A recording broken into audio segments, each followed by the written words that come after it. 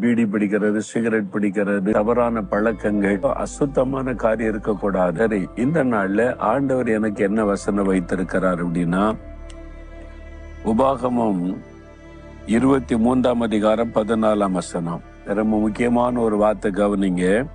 கர்த்தர் உன்னிடத்தில் அசுசியான காரியத்தை கண்டு உன்னை விட்டு விலகி போகாதபடிக்கு உன்னுடைய பாளையம் சுத்தமாய் இருக்க கடவது.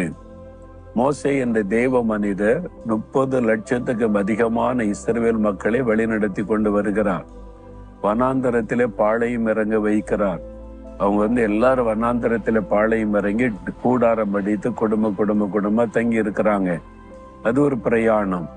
அப்ப அவர் சொல்றாரு, பாளையம் எங்கிலும் அசுத்தமான காரியம் இருக்கக்கூடாது, சுத்தமா இருக்கணும் என்பதுல ரொம்ப கவனமான ஆலோசனை சொல்லப்படுகிற. சுத்தமா இருக்கிறதுக்கு என்ன செய்யணும், பாளையத்தை எப்படி வைத்து கொள்ளணும், எப்படி நடந்து கொள்ளலாம் சொல்லப்பட்டு சுத்தமா இருக்கணும். ஏன்? கர்த்தர் பாளையத்தில உலாவி வருவார். அசுசியான காரியத்தை கண்ட கர்த்தர் விலகி போயிருவார்.